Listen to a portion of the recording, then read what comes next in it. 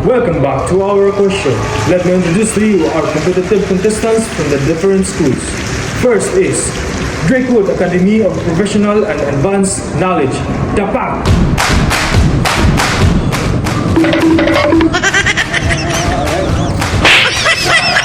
The second is University of Global Human Harmony.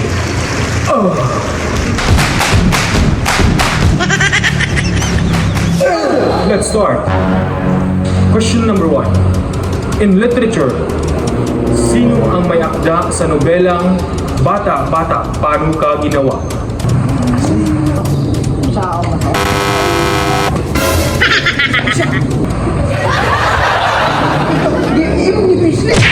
Yes, diba? Nawa na, ipangutano na ta. O gani ko, sir, pwede go tron, sir. Again, in literature, sino ang may akda ng nobelang Bata, Bata, Paano Ka Ginawa? Bata, sir, Efrain Bata Reyes. Yes, bata lang yun. No? Room! Room bata man, saktong tato. Ikaw ang sir kaya Gipildi. Kabalo ko na, kabalo ko. Yes! Kabalo ko anak. Sige, ba natin. Luwalhati Bautista. Correct! Tumpak!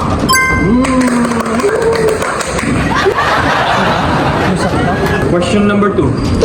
In general information, anong Apollo project ang unang nakarating sa buwan? Pulo, Kibulay. Pulo kibuloy. Wrong! Yes, Apollo 11. correct! Answer mo sila. Moving on. Question number 3. In history, sino ang nagsabi na I shall return? Kabalo ko. Kabalo ko ron. Ikaw gasulti. Oh, sakto. Mo pa'y pag-ingon ni mo. Wrong! Narong. Bro, bago pa gani ka istorya ay sig pamut mo sir. Ano sa nimo ah? Dapig ka sa bigas. Lagi, ang akong giingon in history. Douglas MacArthur. Correct! Before ta mo abot sa atong last question, recap ta sa atong scores. University of Global Human Harmony has 60 points. Drakewood Academy of Professional Advanced Knowledge, 0 points. Pero pwede pang humabol, 0 points. 0 points. Huwag tayo mawala ng pag-asa. Agay. Our last question is worth 100 points. Kaya pwede pa kayong humabol at manalo. Last question. Ano ang common name ng Gipildi? Uy, lamok pre.